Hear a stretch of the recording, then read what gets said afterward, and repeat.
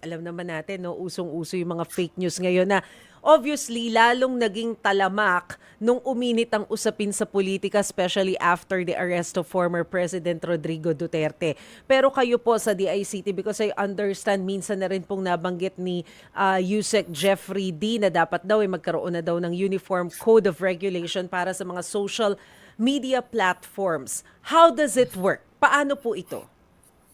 Well, yan ho ay isa sa mga tinatalakay ngayon do sa ating TRICOM committee sa House of Congress po natin, sa mababang kapulungan po ng ating Kongreso. Tinatalakay na ho whether there's a need to form some sort of regulation ho dito sa ating mga social media platforms. Pero kailangan ho nating intindihan may isang malaking balakid ho dyan. And that is the problem of jurisdiction. Wala ho tayong jurisdiction over these social media platforms po. Wala ho silang mga opisina dito, mga offices nila dito. Mga ano lang ho nila, policy offices po nila. So they don't have any branches here, so thereby we cannot acquire jurisdiction over them. I see you, for example, yung Meta, hindi naman sila dito nakabase. At saka yung iba pang mga social media platforms. So if that's the case, ano yung dapat na maging unang hakbang kung ipupursigi talaga ng gobyerno itong pagkakaroon ng Code of Regulation natin? ASIC. At pasensya na ho kayo, Ma'am Maricel, medyo choppy ho yung dating nyo. Ang ibig ko po sabihin, nabanggit nga po ninyo, kung wala pong jurisdiction ng ating gobyerno dito sa mga social media platforms, because I understand, for example, yung Meta, yung X, hindi naman talaga dito nakabase yan sa Pilipinas. So if that's the case, what should be our first step if we really want to have a code of regulation? Oh, wait lang po. Hindi ko ho talaga. Sige, ayusin muna natin yung linya ni Asek Aboy para maging malinaw yung usapan natin. Kasi mga kapatid, napaka-crucial nitong paksa tungkol sa fake news sa mga panahon na to. Kasi matagal na naman natin nakikita yung mga negative impact ng fake news. Siguro isa dun sa mga very obvious na pangyayari. Hindi sa politika ha, nung pandemic, makita natin yung disinformation na nangyayari, di ba? Ang daming mga nagpapakalat, kahit yung mga direct messaging, yung mga DM, PM sa atin, ng mga kakilala natin, sinasabi na, oy, magto-total lockdown, isasara daw yung mga supermarket, mamili na tayo, etc., etc. Anong nangyari? Nag-panic buying ang mga tao. Dahil nag-panic buying ang mga tao, nagkaroon tuloy tayo ng mga artificial shortage. Kapag sinabi po nating artificial shortage, hindi naman po ito talaga yung mga totoong kakulangan sa mga produkto. Nangyari lamang po ito, resulta dahil na rin po sa kagagawa nating mga consumers. For example, nagkaroon tayo ng artificial shortage noon sa alcohol, sa instant noodles, kahit na meron naman tayong sapat na production supposedly. Pero dahil doon sa pinakalat na maling balita na isasara yung mga supermarket, hindi makakabili ng mga pagkain sa palengke, ang resulta, ayun, nagkaubusan sa supermarket. So nakita natin yung mga negative impact, no? Kapag maling impormasyon yung ipinapakalat natin, kaya napaka-importante na yung mga inilalabas natin kahit sa social media, yung mga legit information, yung mga verified. So, yan po yung kahalagahan kung bakit natin pinag-uusapan, maging yung hakbang nga po ng gobyerno sa paglaban po ng misinformation, malinformation, disinformation, or in short, fake news. So, subukan natin, baka maayos na yung linya ng telepono ni Asek Aboy. Asek, can you hear me? Medyo okay na po, Ma'am Maricel. Okay na po. Ayan, Asek, kanina po kasi ang nabanggit po ninyo ay walang jurisdiction ang ating gobyerno pagdating po dun sa mga social media platforms, which sabi ko nga po, I understand kasi yung mga Meta, yung X, hindi naman talaga dito nakabase, ano po, puro mga satellite offices lang yata yung mga nandito kung tama yung pagkakaalam ko. So if that's the case, paano po natin sisimulan yung pagsusulong ng Code of Regulation kung wala pala tayong jurisdiction over these social media platforms? Well, naiintindihan ko talagang mahirap po talaga dyan if walang jurisdiction. Ang ginagawa ho ng inyong DICT ngayon, nakikipag-ugnayan lang ho at saka nakikipag-collaborate ho tayo dito sa mga social media platforms ho natin. To be fair naman ho sa ating mga kaibigan sa mga platforms na to, tumutugon naman ho sila. In fact, we had an agreement with them. One is for us to have a say in the creation or the revisions of their policy guidelines po. And second po, nagkaroon ho tayo ng handshake agreement na pag ho kami sa DICT nag-report sa kanila ng mga contents that violate existing laws po dito sa ating bansa, agad-agad naman ho nila tinitake down. Pero yung kailangan din natin i-contextualize, ma'am, kung ano yung agad-agad eh. Usually it takes weeks before they take down a post kasi nire-review pa ho. Medyo shorter sa atin pero ang problema ho dito, nakukonsume na ho ng public before it gets taken down. Oo nga, kumbaga inakala na nila na totoong balita kahit na fake kasi medyo matagal. Pero ano po yung nakikita natin ng mga issues na pwedeng ma-address dahil po dito sa ipinupursigi nating Code of Regulation? Well, a lot of issues, primarily ho, lalong-lalo na doon sa sabi niyo ho, na yung issue na ho ng misinformation, disinformation, malinformation, fake news. Sa bahagi naman ho ng DICT, nagkaroon ho tayo ng collaboration again with these social media platforms when it comes to computer-generated images or audio ho. Yung tinatawag ho nating deepfakes na ginagamit ho para sa propagate ng fake news po.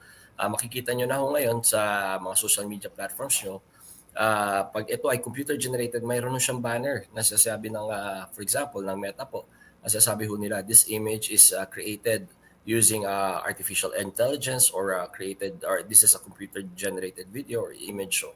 So nagkakaroon na ho tayo ng idea na these videos are tampered.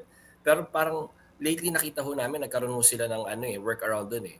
So pag gumawa ho sila ng video, for example, computer-generated video, ang gagawin ho nila, i-record ho nila yung video na yon using a regular cellphone or a recording device. Tapos hindi na ho naman detect ngayon ng ating systems kasi na ho siya, hindi na siya computer generated kasi ni-record na ho siya eh. So again, these are the things that we can do at the moment. At ang pinaka-importante ho talaga siguro, ma'am, ito ho yung pakikipag-collaborate namin sa pakikipagtulungan. At dito ako nagpapasalamat ho ang inyong DICT ho na sa inyong mga katulad yung mga programa na pinapahiram yung platforma nyo para makausap ho natin ang ating mga kababayan po. I think the best alternative really is to educate yung mga kababayan ho natin, our information drives, our educational campaigns about fake news and the effects of fake news po. Opo. Mamaya, Asek, himay-himayin natin kung paano ba ma-identify ng ordinary people like us na hindi naman mga techie, yung fake sa hindi. But for now, I want to understand kung halimbawa matuloy itong Code of Regulation natin, sinong magdidikta? Sinong magsasabi na fake news ito totoo? Who's in charge of that?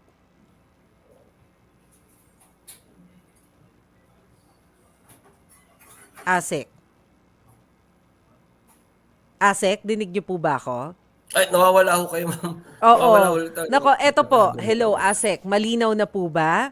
Opo, kasi Ma'am, ngayon, lumilinaw. Okay. Yan. Ang concern po kasi namin, kung halimbawa meron na po tayong Code of Regulation, sino ang magsasabi na ito ay wala fake pa ho news, tayong ito Code of ay Ethics, hindi? Pero ang balak po natin is imbitahan yung mga journalists natin, yung mga nasa traditional media, to share and input yung mga code of ethics na dapat to na ginagawa ko ng mga content creators natin, especially those opinion makers po na nagde-delve into matters of public, not only public safety but public interest po.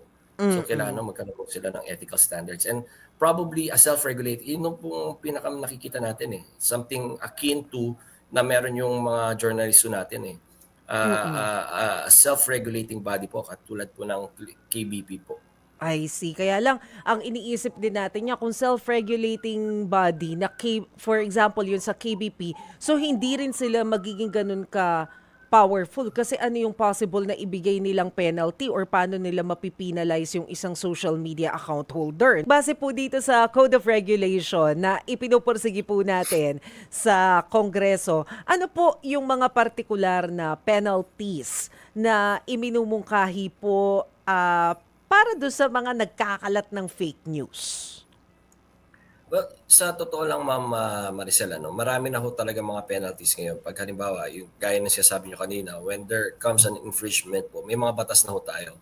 Pero kasi the form of regulations po, administrative ho dapat ang penalty niyan. Ibig sabihin ho, mawawalan ka ng membership or in the form of fines. Kasi nga administrative ho ang nature ng mga regulatory bodies. So, pagdating mo naman sa mga criminal penalties, siguro may mga sapat na batas na ho tayo. Like, For example, yung iba ho, libel, violation ng Cyber Security Prevention Act of 2012, and sometimes so even bordering on the provisions when it comes to inciting to sedition, mga ganun. So more on administrative na talaga yung approach natin because you feel naman that we have enough laws para po, kumbaga, maayos naman itong mga issues on fake news. No need for another law. Tama ho. Oo. We do have enough laws to punish ho yung mga yun nga ho, yung mga mapanirang puri na content po. Ang siguro itatahiin na lang natin yan on how social media platforms are now being used to commit these crimes po. So paano ho yung pag-appreciate ng evidence, so yun ho yung mga dapat natin tahiin. Oo, kasi parang halimbawa, recently may nakita ko, dating opisyal from previous administration, isa rin din siya sa mga nag-post sa kanyang ex-account ng obviously ay fake na photo on ICC. So I wonder, kapag ba ganun, pwede siyang habulin doon? Meron ba siyang criminal liability or just administrative liabilities na pwede lang i-ban yung kanyang account? Pwede ho pareho. Like I said, if it falls squarely under the definition of libel po, kung ito ho ay even if totoo yung photo even if it's not Photoshop or it's not the product of deepfakes po, basta ho yung intention ay makapanira to besmirch someone's reputation po, pwede ho siyang makasuhan po. So, halimbawa, for ordinary people like us, ASEC, gusto naming magreklamo about a particular account holder dahil we feel na fake news yung kanyang pinakalat, ano yung dapat naming gawin? Paano po yung magiging proseso o sistema ng pagsasampa po ng reklamo laban sa fake news? Well, unang-una ho, to take down the account po, kailangan ho tayong, we encourage people who talaga na to take an active participation in this fight against fake news po. I-report ho nila yung content na yun. Ngayon ho, kung halimbawa naman ho, gusto natin panagutin ng kriminal yung mga gumagawa ho nito, kailangan ho ma-attribute kung sino ho yung pinapatukuyan, siya ho yung dapat magreklamo. It's not anyone na nakabasa ang pwede magreklamo ho. Maybe that's one of the things that needs revision po, that this fake news, since it affects not only public interest but sometimes even public national security po, kailangan na ho na it becomes a public crime na the government can file on its behalf yung mga fake news peddlers na po na to. Ang worry din kasi dyan, ASEC, kagaya nung napag-usapan namin kahapon ni na Attorney Tony Lavinia, ano ba yung magiging borderline ng fake news at ng freedom of expression? Kasi of course ang worry natin, baka mamaya kapag itinag na fake news yung sinabi mo, pakiramdam mo naman bahagi lang naman yun ng kalayaan mo na magsalita. Hindi ba yun parang masusupil yung karapatan mo na magpahayag? Paano bang mangyayari doon? Well, meron nung kaming kasabihan nung nasa law school pa ako. Kasi sabi ho parati tinuturo sa amin, your rights end when another person's right begins. So halimbawa, yung freedom of expression ho natin, hindi siya unbridled, hindi siya absolute. Okay. Pag tayo ho ay yung expressions natin ay nakakapaninirang puri na at talaga may intensyon na makapanira ng ibang tao, maaari na ho tayong masampahan na mga criminal cases against us. Liabilities now come up to the fray na pwede na ho tayong makasuhan. Ang parati na ho natin gauge yan is, yes, you have your right to your own opinion, Ma'am Maricel, pero we do not have our right to our own facts. So kung halimbawa, gumawa ka na ng sarili mong facts na at naiintindihan ko, yung mga facts na to ay talagang sinasadya nila para galitin yung ibang mga tao. So when other people forms opinions on wrong facts, hindi ho natin nililimitahan yung opinion nila. Pero ang nililimitahan ho natin, or sana gusto nating limitahan at panagutin, yung mga gumawa ng mga fake facts na to na nagre-resulta ng ikagagalit ng ibang tao. Nako, paano yung nangyari sa Congress, ASEC, ha? I just wonder kung paano yun. Kasi, halimbawa, yung isang vlogger doon na nagsasabi na, na mass resignation sa Philippine National Police, Pero ito daw ay ipinresenta niya bilang bahagi ng kanyang opinyon. Pero kahit kasi na it was just an opinion for her, of course, maraming followers naniwala na, baka may mass resignation nga. Pero ginamitan niya ng salitang daw. So, how will you Ah, classify that? Is that an well, opinion? Or a fake news, well, no. considering na mismong PNP Well, na nagsabi na, no, walang mass resignation. yeah. Yun nga yung sasabi ho natin na yun yung siguro yung difference ng journalist at ng mga independent vloggers na sometimes they tend to be really irresponsible. They try to hide behind the words daw or di Mm-mm. umano.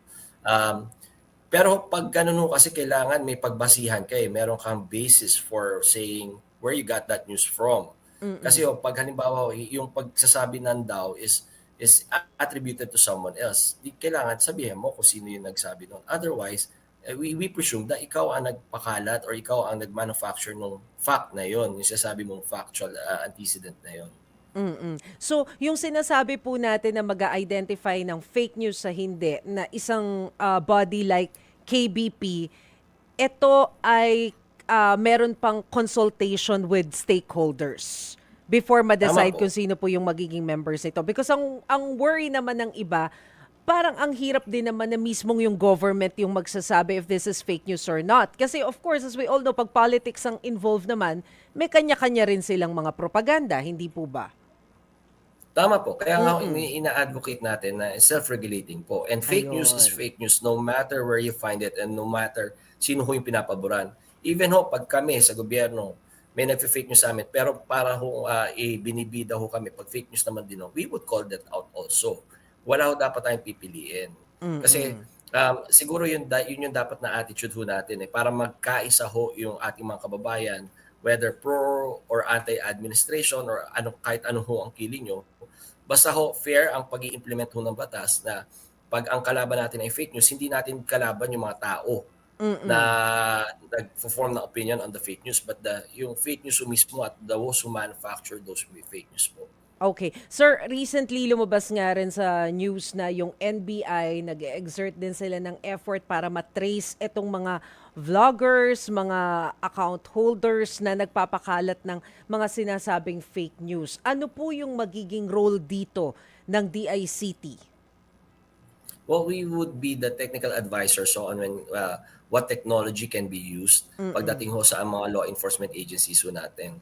Actually ho, yun ho sana yung tinitingnan natin na palakasin yung Cybercrime Investigation and Coordination Council ho natin, which is an attached agency of the DICT, para ho talaga matulungan itong mga ating mga law enforcement agencies because admittedly, the ICT are the technical experts of government when it comes to ICT And this, since these are propagated using ICT platforms, social media platforms, the Internet of Things, we have a major role to play in how to really identify and attribute these yung mga sources of fake news po para naman Mm.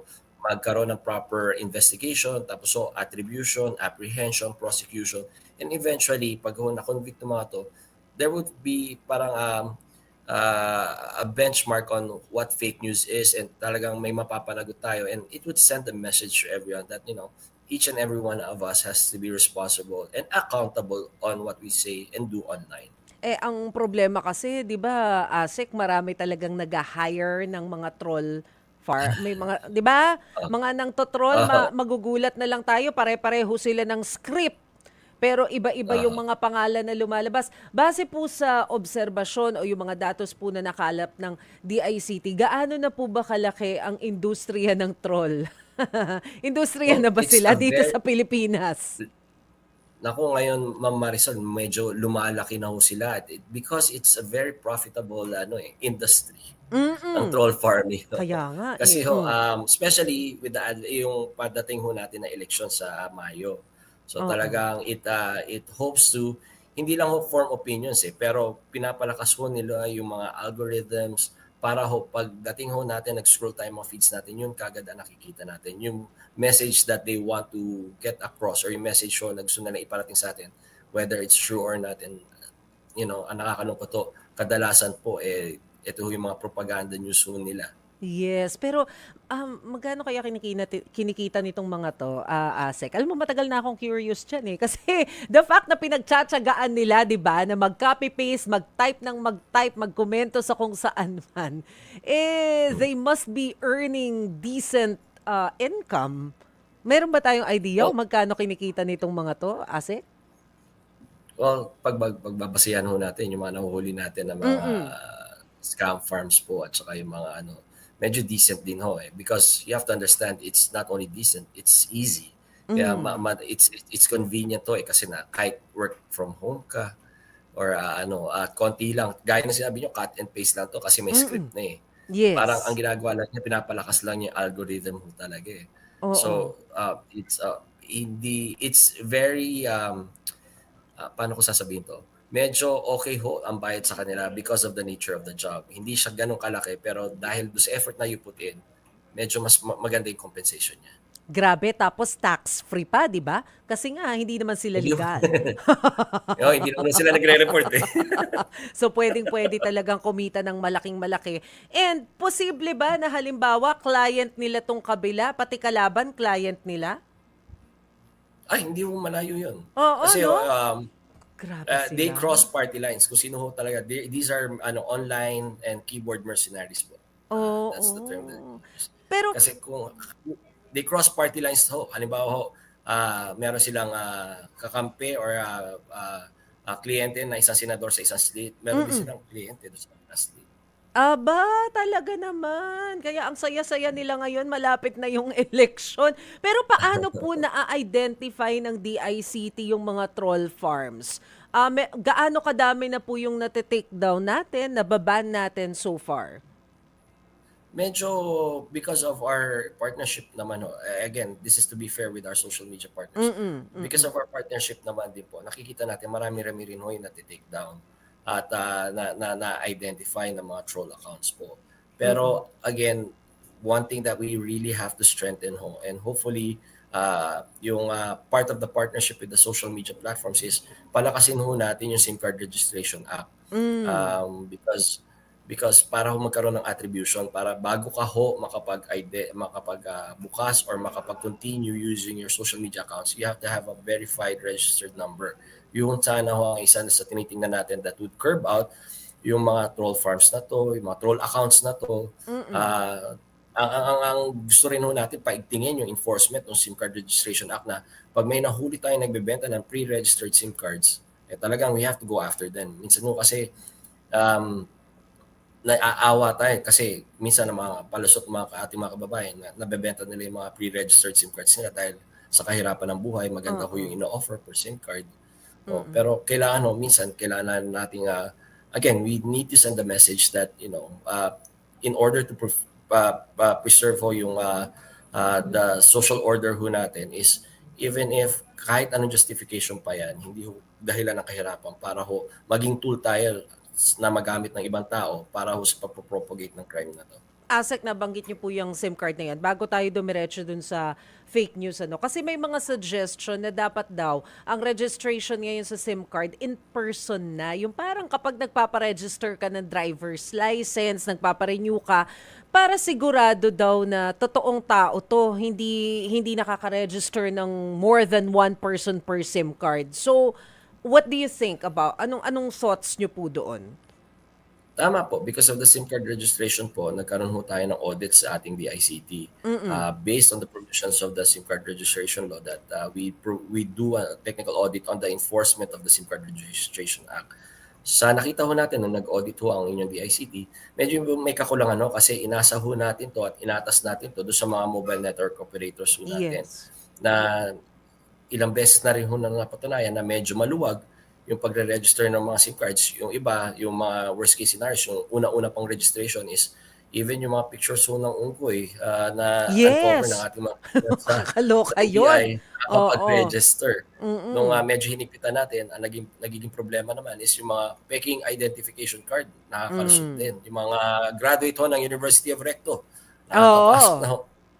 Naku, talaga naman ano. Pero, mabalik lang ako doon sa troll farm na pinag-uusapan natin kanina, Asek. So, yung sinasabi mo na mga na-identify natin, mga nahuli natin, In-person ba 'to na natukoy natin? And kung in-person sila, yung totoong identity nila yung nakuha ng DICT, anong sinapit nitong mga taong 'to? Well, they're undergoing po ng yung mga sa law enforcement natin, yung case build-up. Yung iba naman ho, na-file na ng mga kaso. Ongoing na ho yung mga kaso at inaatas natin to sa prosecution services o ng ating pamahalaan. Nahuhuli ho natin yung mismong gumagamit ng mga ano. Kasi batay ho doon sa provisions ho, even ng SIM Card Registration Act, yung gumagamit ho ng isang SIM card na hindi sa'yo for other, and the possession of it, pwede hong parusahan under the SIM Card Registration Law po natin.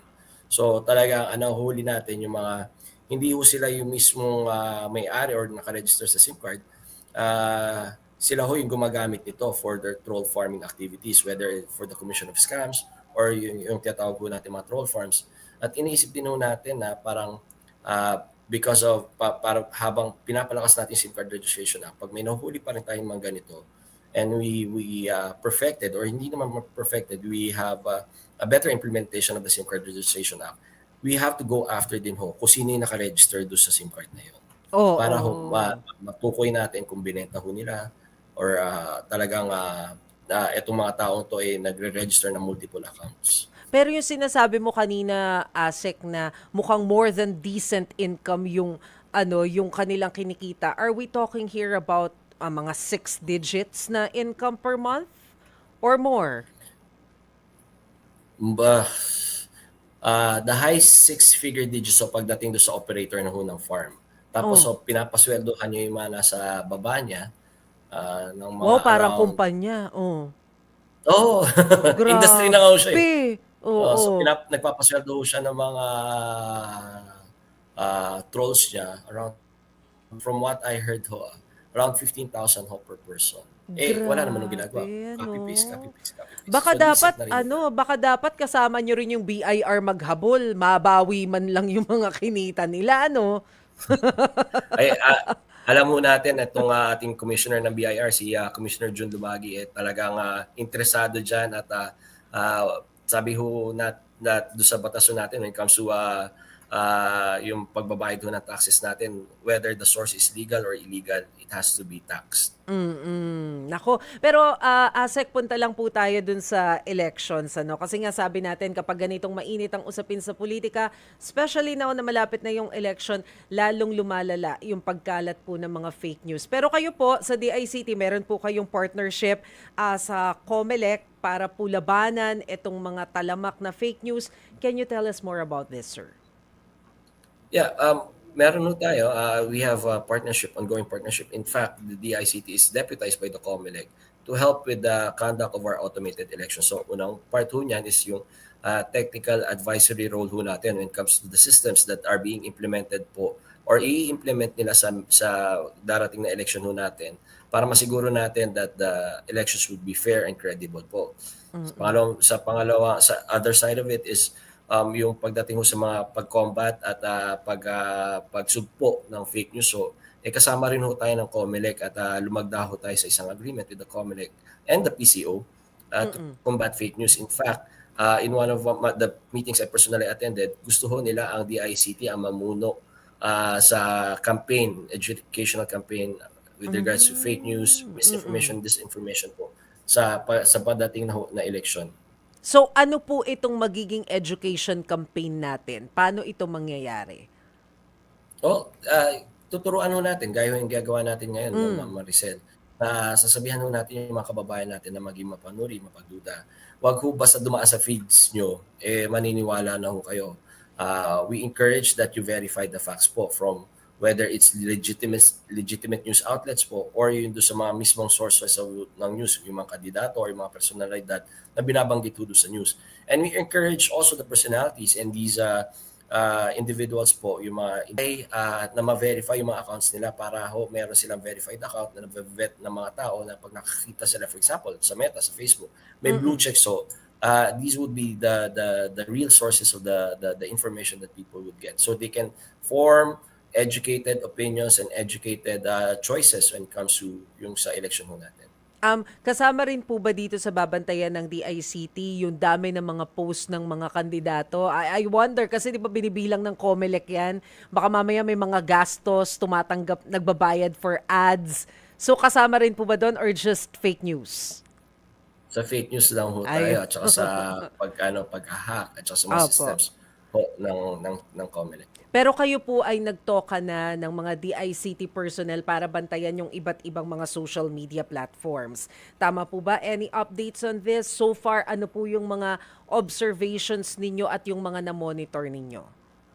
Well, kung ang pag-uusapan ho is, yung mga tao natin dito sa DICT to monitor all these social media platforms, so medyo kukulangin ho. As it is, Hmm, sobrang, dami. kulang na tayo sa tao sa DICT. Mm. What we try to do is, get various systems and applications that monitor, public sentiments, yung mga posto, the frequency. Meron naman ng mga ganyang systems na mga applications na to monitor yung activity on social media networks po. Pagdating ho kung gaano karaming post na isang individual, you can program it po eh. Kasama yun sa pwede mo i-program na ah, pag binantayan mo or clinic mo tong account na to, lalabas ho lahat ng mga post niya, whether it's using, yung nga eh, makikita rin natin kung copy-paste na din to eh. And Mm. other related accounts na isa lang ang sinasabi. And once po na nakita natin na, uy, fake news to, ano po yung susunod na mangyayari? Well, pag halimbawa fake news inside the social media, we try po to communicate with these platforms po for the Mm. takedown po. Pero again, makakatulong ho, and part of our campaign, our educational campaign also is to encourage ho yung mga kababayan natin na to take a strong active part when it comes to the fight against misinformation and fake news po. Pwede ho silang i-report yung mga post na to para ho makatulong mapabilis yung pagte-take down ho ng mga accounts na to. Pag naman ho, yung mga fake news na to ay nakikita natin na nagfo-fall na do sa mga crimes na binanggit ho natin like libel, like violations of the Cybercrime Prevention Act of 2012 po, ipinapasa na ho natin to sa mga law enforcement agencies natin para ho magkaroon ng proper case build-up, attribution, apprehension, and then we pass it on later doon ho sa prosecution service natin para naman ho mapanagot ng mga taong to. Kaya lang po ang sabi ninyo kanina medyo matagal eh, no, kapagka nire-request natin do'n sa mga social media platforms. Oo, So medyo matagal nga rin din ho. Pero oo. again, I still in the meantime ho, na wala tayong regulatory powers over them or any coercive powers over them, we try to maximize talaga our partnership with these social media platforms and work within the Mm. systems that they provided for us. Mm. And one more thing, ASEC, parang ang isa sa nagiging problema rin ngayon, pati daw yung vote buying, high-tech na, tama ba? Meron na ba tayong namo-monitor sa mga high-tech na bilihan ng boto? GCash na ho ang Oh. ginagamit, mga maya-maya na mga e-wallets na ho ang ginagamit. Mm. So we leave it up to the BSP po. What we try to do is provide yung unang point of contact ko ng ating mga kababayan para isumbong itong mga to at ipapasok ko natin sa BSP. So 1326 is now also converted na yung scam line ho natin. Pwede na rin ho sila mag-report doon when it comes to violations ng mga e-wallets ho natin Mm. for vote buying. I think Comelec also provided their own hotlines and yung point of contact ho nila. So para mapasa natin ho to sa BSP ho who regulates so itong mga e-wallets na to. Kaya lang hindi ba tayo nahihirapan sa ganyang sistema, Ase? Kasi kung halimbawa nabili nga yung boto ng voter, eh bakit sila magsusumbong? Yung mga ano naman nature naman ho yan ng mga kababayan natin na pag halimbawa yung isang tao nakikita nila na yung kabilang kandidato may vote buying activities, isusumbong naman ho nila. So doon ho tayo maasa.